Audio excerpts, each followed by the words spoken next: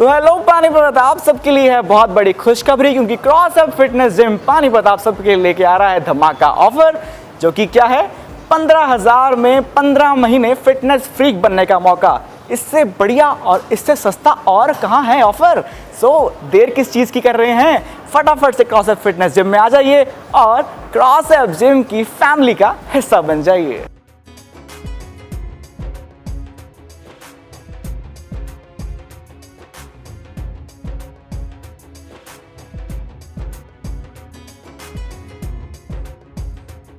तो लगातार तस्वीरें हम पानीपत की आपको दिखाते आ रहे हैं। किसानों के समर्थन में वकील भी आ गए हैं, किसानों के समर्थन को इन्होंने भी आगे लाया है और आज ये लोग भी धरने पर बैठे हैं। पानीपत कोर्ट से आप ये तस्वीरें देख रहे हैं। तो वकीलों ने समर्थन दे दिया, आज एक दिन का वर्क सस्पेंड इन्होंने रखा है। तो लगातार आप वॉइस ऑफ पानीपत पर बंद की जो है कवरेज देख रहे हैं और इस समय की जो खबरें हम लोग आपको दिखा रहे हैं वकीलों की खबर है। ये वकीलों ने भी समर्थन जो है किसानों को आज देने की घोषणा की है और आज वर्क सस्पेंड किया है। वकीलों से भी बातचीत करेंगे, वकीलों के प्रधान भी यहाँ शेर खरब बैठे हैं, उनसे भी बातचीत करने की कोशिश करते हैं, उनका क्या कहना है। खरब साहब, पूरी तरह समर्थन दे दिया, आज क्या क्या रहेगा जी? डिस्ट्रिक्ट बार एसोसिएशन पानीपत ने सर्वसम्मति से फैसला किया है कि जो किसान आंदोलन चला हुआ है उसको हम समर्थन देते हुए आज हमने पूर्ण रूप से हड़ताल की है, वर्क सस्पेंड किया है। कोई भी वकील साथी कोर्ट के अंदर पेश नहीं होगा और अगर कोई पेश होगा तो उस पर 10,000 रुपये जुर्माना लगाया जाएगा, क्योंकि भारतवर्ष एक किसान प्रदेश, कृषि प्रधान देश है और जब अन्नदाता के साथ इस तरह का व्यवहार किया जा रहा है तो बाकी लोगों के साथ क्या व्यवहार की अपेक्षा की जा सकती है। इसीलिए क्योंकि हर प्रदेश से हर उससे किसानों को समर्थन मिल रहा है और अगर इसका पूर्ण रूप से समस्या का समाधान नहीं किया तो ये आंदोलन एक उग्र रूप धारण कर लेगा और इसकी जिम्मेवार जो मोदी सरकार होगी। हमारी बार एसोसिएशन की तरफ से प्रधानमंत्री महोदय को आग्रह है कि किसानों की जो समस्याएं हैं इनको जल्द से जल्द समाधान करे, वरना इसका बहुत भारी नुकसान देश व प्रदेश को उठाना पड़ेगा। खरब साहब, आप बुद्धिजीवी भी हैं, वकील भी हैं, आपने ये पढ़ा भी होगा, बिल पढ़ा होगा, कहाँ क्या दिक्कत आ रही है? इस बिल में एक तो एमएसपी का कोई जिक्र नहीं है। अगर एमएसपी ख़त्म हो गया तो किसान बर्बाद हो जाएगा। दूसरा, जो मंडियां हैं, मंडियां को ये शिफ्ट करना चाहते हैं और जो घराने हैं, पूंजीपति घराने हैं, उनको फ़ायदा पहुँचाने के लिए ये सारे कानून बनाए गए हैं।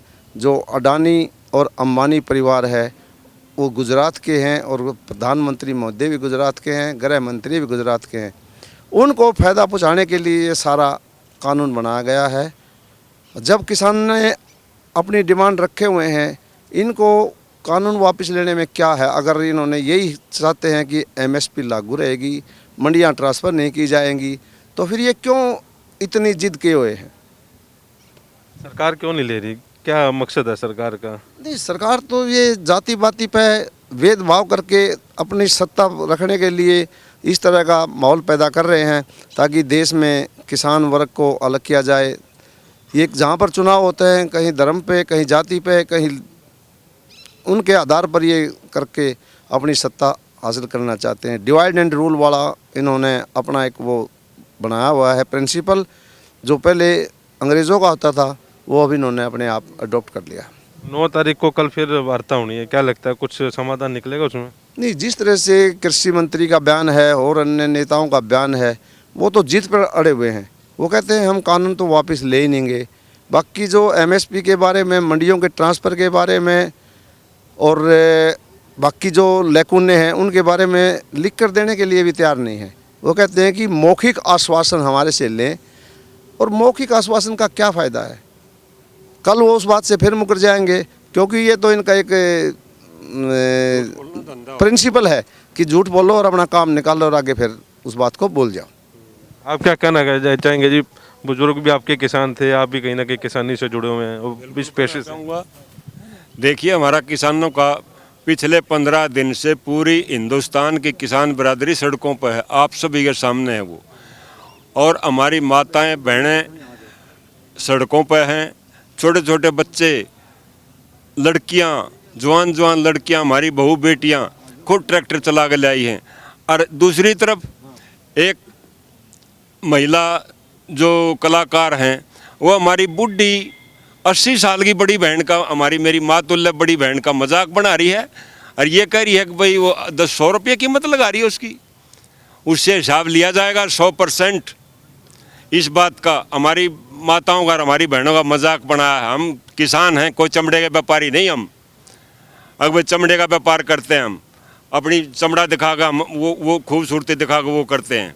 इसका हिसाब होगा और हिसाब इस सरकार का भी होगा, लेकिन एक बार इस आंदोलन का सुन दो, हर उसका हिसाब होगा, इसमें कोई दो राय नहीं है।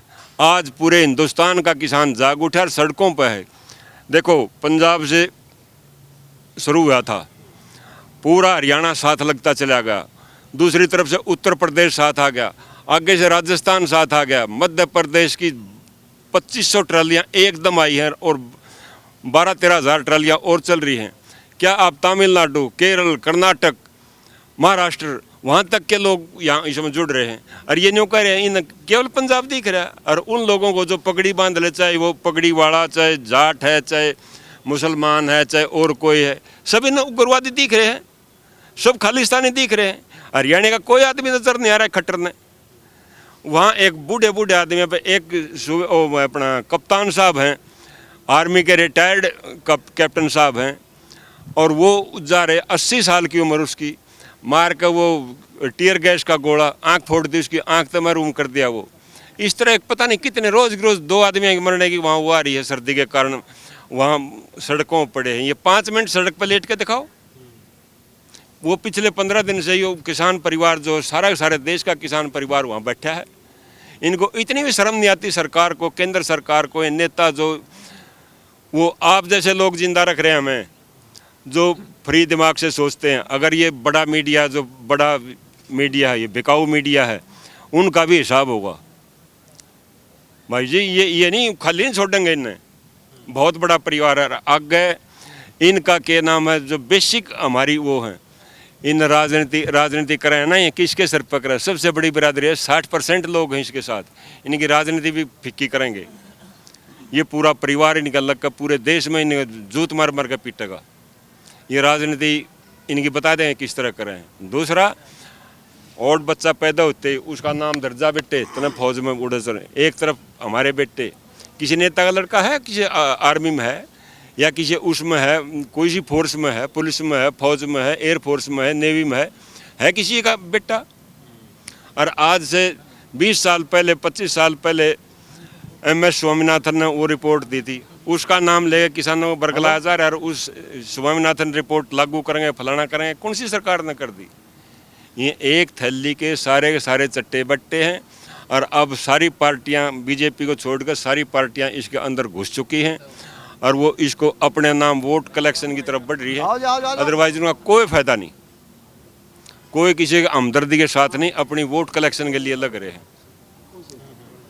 लगातार ये कह रहे हैं कि खालिस्तान तो नाम दे ही दिया किसानों को, साथ में ये भी कह रहे हैं कि सिर्फ कांग्रेस का प्रोटेस्ट है, आम किसान नहीं है। बीजेपी के जो प्रवक्ता हैं वो बार बार ये बयान जारी कर रहे हैं। देखो, हमारी देहात की एक छोटी सी कहावत है सिंह साहब, मैं आपको बताऊं, कबूतर बिल्ली देख कर आँख बंद कर लेना, वो कबूतर बच नहीं सकता, छिप नहीं सकता वो। ये बीजेपी सरकार बिल्कुल छिप नहीं सकती। इन्होंने कांग्रेस का बताओ, इन्होंने लोकदल का बताओ, वो क्या सपा गया बताओ, फलाने का बताओ, किसी का बताओ, लेकिन ये अपनी जिम्मेदारी से बच नहीं सकते। जिम्मेदारी बीजेपी सरकार की, किसान को इन्होंने सेटिस्फाई करना चाहिए। और पिछले 15 दिन तक इनकी सड़क परेड हो रही है। क्यों? अपने एक बच्चे को 10 मिनट के लिए सड़क पर बिठा कर दिखाओ ये किसी को। और मेरे परिवार के लोग, मेरे उसके लोग, पिछले 15 दिन से कितनी सर्दी है, 9.9 डिग्री सेल्सियस टेम्परेचर है। और उस टेम्परेचर में मतलब हमारा परिवार सड़क पर पड़ा है। डूब के मरने की बात है। सरकार की जिम्मेदारी बनती है इनको पालन पोषण करने की, और वो हमारा मजाक बना रहे हैं। जिम्मेदारी बनती है सिंह साहब इनकी। हरियाणा की सरकार में फर्क पड़ेगा, जैसे जेजेपी के कुछ नेता हैं वो छोड़ के पार्टी जा रहे हैं। 100% पड़ेगा। जिसमें किसान का खून है, वो कोई भी, चाहे बीजेपी का, उसका सब इसके साथ जुड़े हुए हैं। चाहे अंदर खाते जुड़ रहे हो चाहे खुले आम तब जुड़ रहे हो, 100% गिरेगी ये खट्टर की सरकार। लिखवा लो मेरे पर, 10 दिन बाद पूछ लियो आप। मैं मुख्तियार सिंह गुलिया हूँ, आपके सामने यहाँ कोर्ट में बैठो हूँ, मेरे आगे पूछ लियो आप भाई सरकार गिरी कि नहीं गिरी, ना गिरा तो मैंने फिट्टे मुँह कह दियो। खैर सब बड़ी बात कर रहे हैं। नहीं, बहुत अच्छी बात है और ये बात की संभावना 100% है कि हरियाणा की सरकार गिरेगी और मध्यावधि चुनाव होंगे। अगर किसानों की समस्याओं का इन्होंने समाधान नहीं किया तो ये इस सरकार के लिए बहुत ही बुरी बात होगी और यहाँ तक हो संभावना है कि मोदी सरकार भी क्यों ना गिर जाए। क्या दिक्कत क्या आ रही है, लिख के क्यों नहीं दे रहे? एक लाइन ही तो लिखनी है, एमएसपी की गारंटी सरकार है। कुलवंत सिंह सरकार ने बताना कि लिख के क्यों नहीं दे रहे, वो इसलिए नहीं लिख के दे रहे, अंबानी और अडानी जो बड़े घराने हैं वो नाराज ना हो जाएं। उनके पास केवल पैसा है और जो पैसा की उन्होंने बिल्कुल भी ज़रूरत नहीं है, लेकिन उनको खुश रखने के लिए ये इस तरह कर रहे हैं। अदरवाइज वोट तो कल ना हमारे पर मांगना होंगे, जब देखेंगे हमने इन्हें।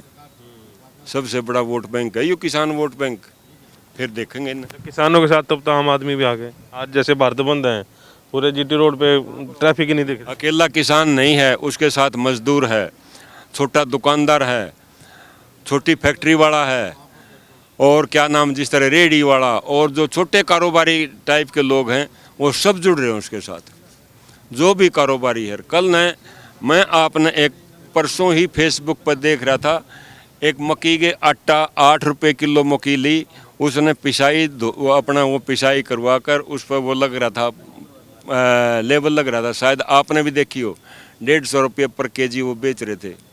ये तो इस तरह के लूट मचान खातिर अंबानी अडानी फलानी डमकानी इन मतलब वो पालन पोषण खातिर ये कर रहे हैं, देश को बेच रहे हैं उनको। तो ये है सिंह साहब। खबरें ये भी आ रही है कि नौलथा के पास 100 एकड़ जमीन भी ले लिया अडानी ने। देखो उसका मन नहीं पता, मुझे नहीं पता इनका। तो बातचीत करते हैं। हाँ, नौलथा की आप नौलथा से हो ना? मैं नौलथा गांव से हूँ जी, बलवान सिंह जागरण एडवोकेट। मेरे गांव में आज से 1-1.5 साल पहले इनकी प्री प्लान थी, मैं वहाँ पे 100 एकड़ जमीन ली गई। पहले 35 लाख के हिसाब से ली 20-30 किले, उसके 50-60 किले लिए, 2 करोड़ से ऊपर के पैसे लिए पर किले के एकड़ के हिसाब से। अब उन लोगों में पता मार गया था भाई वहाँ तो ये जो रेलवे स्टेशन साथ लगता है, बेसाज यहाँ पर ये कारखाना लगा है रेलवे का, वैगन इसके डब्बे बनाने के लिए, पता ये लगा था। लेकिन अब पता लगा अभी ये तो अडानी ने ली है, 100 किलो लिए है, वहाँ पर सब डंप किया जाएगा, चावल कणक, और उसको फिर बाहर भेजा जाएगा। ये तैयारी है फिर मतलब है? हाँ, इसकी उनकी पूरी तैयारी थी, इसलिए ये वापस नहीं दे रहे। कहीं ना कहीं मतलब लोगों को, किसानों को ये डर सता रहा है ना? हाँ, डर सता रहा है पूरा जी। हाँ, बहुत दिक्कत। और मैं एक और बात कहूँगा इसमें एक बात, अब ये जो हमारे किसान भाई हैं, पंजाब के हैं, हरियाणा के हैं, अब ये पूरी वहाँ खड़े हैं भाई, तन मन धन से लगे हुए हैं। जब हम कहते हैं किसान भाई हमारा वापस कर दो इनको, नुकसान तो हमारे को नुकसान होगा, सेंटर के नुकसान होगा, मोदी साहब को क्या नुकसान है? अगर किसानों को नुकसान होगा, उनको थोड़ा नुकसान होगा। इसलिए उनको कर देना चाहिए ये बात, तो जो मांगे उनकी मांग पूरी कर देनी चाहिए किसानों की। किसान 10 दिन से 20 दिन से बैठे, बताओ भूखे नंगे हैं, सब्जी जा रही है, यहाँ से बहुत कुछ सामान जा रहा है। कल भी लोग लेके जा रहे थे, पंजाब से लेकर आ रहे थे ट्रेलियों में, हरियाणा से भी जा रही हैं, ट्रेलियाँ जा रही हैं। तो इनके किसानों की बात तो मान लेनी चाहिए सरकार ने, अगर नहीं मानेंगे सरकार को। जैसे कि बीजेपी की गवर्नमेंट जिस टाइम नोटबंदी लगाई गई थी, ये कहा था फ्यूचर में फ़ायदा दिखेगा, ना तो कोई फ़ायदा दिखा, ना आज नोटबंदी की बात करते। उसी प्रकार जीएसटी की बात आती है, जीएसटी का ना तो कोई फ़ायदा दिखा, उल्टा नुकसान ही है, लोगों के बिजनेस धंधे सब कुछ चौपट हो गए। अब बात आती है किसान आंदोलन की। किसान आंदोलन पंजाब से शुरू हुआ, वहाँ पे सिख समाज ने बड़े अच्छे ढंग से, बड़ी अच्छे मैनेजमेंट के साथ, यहाँ खट्टर सरकार को क्या रोकने की ज़रूरत थी, क्या वाटर कैनन की यूज़ करने की ज़रूरत थी। जिस लड़के ने उस वाटर कैनन पे चढ़ के थोड़ा हाँ मोड़ा था, उसके खिलाफ 307 का पर्चा दर्ज किया गया। क्या उसमें किसी की क्या उसने कोई अटेम्प्ट टू मर्डर किया था? नहीं, उसने अपनी जान पे खेल के किसान भाइयों को पानी से बचाया था। इसी वजह से आज हम सभी के सभी वकील भाई इकट्ठा हुए हैं।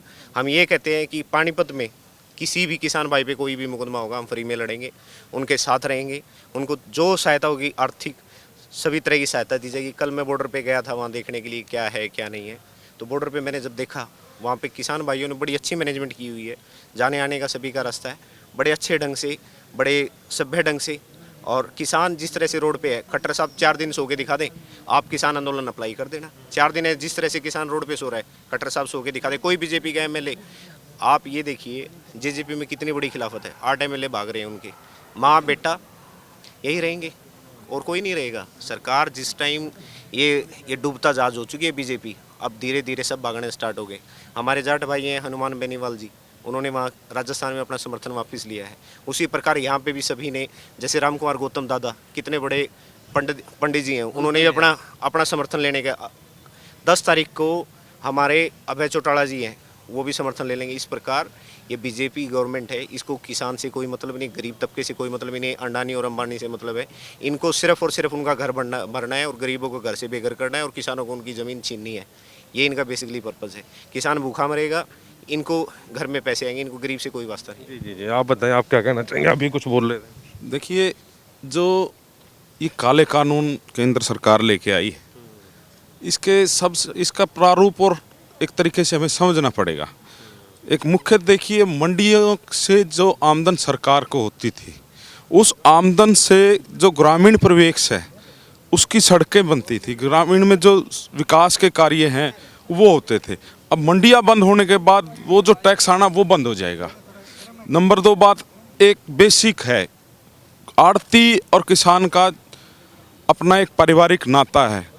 आड़तिया जो होता है किसान का एटीएम होता है और वो बिचौलिया नहीं है।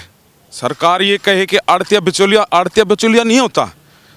अगर सरकार ने एमएसपी से 1900 रुपये में कोई फसल खरीदी है तो वो 1900 रुपये के हिसाब से किसान को पेमेंट देता है। वो केवल 2% का जो है सरकार से वो लेता है, कमीशन लेता है, कमीशन एजेंट होता है आड़तिया। आड़तिया को तो जब मर्जी किसान, आम किसान पहुँच कर जो है पैसे ले सकता है। सपोज कीजिए एक किसान ने अपनी फसल डाली है, फसल डालने के बाद वो उसके पैसे नहीं दे रहा आड़तिया, सामाजिक परिधान में आकर के पंचायत करके आड़तिया से पैसे लिया जा सकता है। बड़ी बड़ी कंपनियां आ जाएंगी, उनका कोई एम्प्लॉय आएगा, किसी 5 गांव के किसानों की जो है फसल लेके चला गया और वो फसल लेकर पैसे देने से मना कर भाग गया, उस बात का कहाँ जिम्मेवार है, उस बात का कहाँ जिक्र है इस बिल में? ना ही सामाजिक तरीके से हम उन लोगों से पैसे ले सकते, मैं चाहूँगा ऐंठना सब जो है नहीं होना चाहिए यहाँ, ना ही हम उन लोगों से पैसे ले सकते, किसी भी तरीके से नहीं ले सकते। ऐसा कोई प्रावधान सरकार ने इस बिल के अंदर नहीं किया कि अगर कोई बड़ा व्यापारी वर्ग का आदमी या कोई अडानी या अंबानी सो-कॉल्ड जो भी व्यापारी जो भी आएगा, वो उसका एश्योरेंस कहाँ है, पेमेंट की एश्योरेंस कहाँ है? और एक एमएसपी जो है, एमएसपी की एक लाइन लिखने के लिए इस कानून में अमेंडमेंट क्यों नहीं करना चाहती सरकार? सबसे पहले तो सरकार ने ये कानून जो हैं ध्वनिमत से पास कराए हैं, कोई इन पे बहस नहीं हुई है, ना ही लोकसभा के अंदर हुई, ना ही राज्यसभा के अंदर हुई।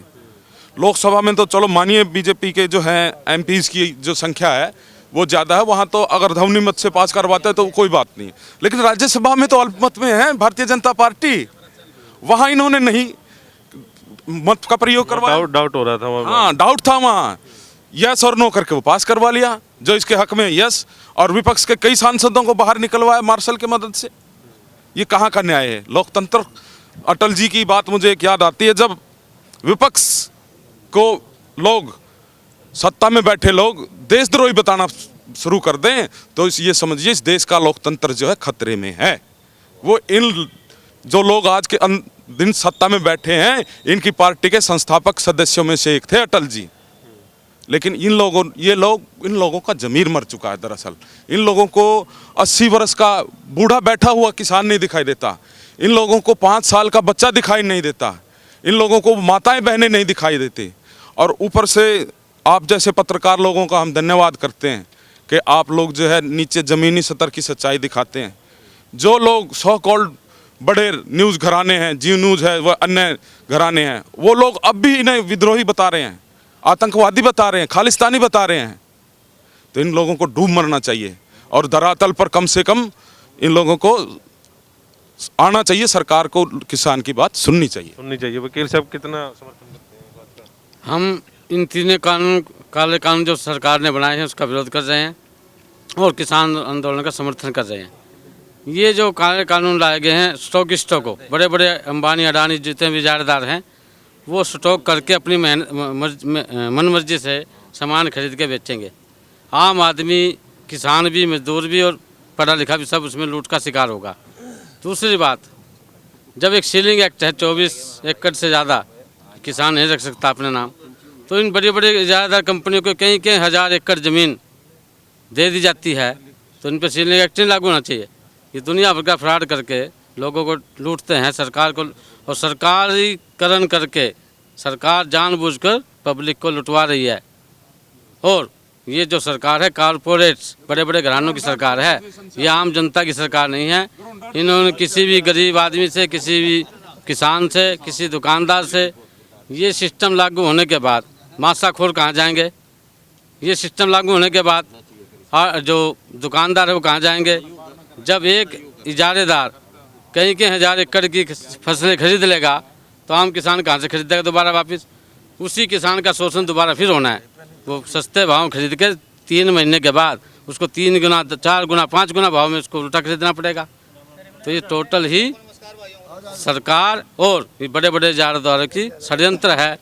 यदि कोई इसके विपक्ष में बोलता है तो उसको देशद्रोही कहते हैं, विद्रोही कहते हैं, खालिस्तानी बोलते हैं। ये सरकार तो टोटल उन लोगों की सरकार है जो समाज को लूट रही है, लोगों का शोषण कर रही है। जिंदाबाद जिंदाबाद जिंदाबाद किसान एकता जिंदाबाद जिंदाबाद जिंदाबाद। तो पानीपत के वकील हैं, एक बुजुर्ग वकील ने बड़ी अच्छी और सुलझी हुई बात की कि जो फिल्म स्टार कंगना रनौत ने एक बुजुर्ग पर टिप्पणी की है उसका भी खामियाजा जो है भुगतना पड़ेगा। लेकिन एक बड़ी बात उन्होंने ये कही है कि 10 दिन के अंदर खट्टर सरकार जो है वो गिर जाएगी। तो जुड़े रहिए वॉइस ऑफ पानीपत के साथ, पल पल की अपडेट जो हम लोग इस बंद की आपको देते रहेंगे। कैमरामैन प्रदीप पांचाल के साथ कुलवंत सिंह। पानीपत का number 1 electronic showroom Balaji electronics के साथ बनाए ये दिवाली सबसे यादगार। जी हाँ, 0% इंटरेस्ट रेट, आसान किस्त, बिग ब्रांड्स पर ढेरों ऑफर के साथ बालाजी इलेक्ट्रॉनिक्स, निकट GT road, Indian bank, Panipat.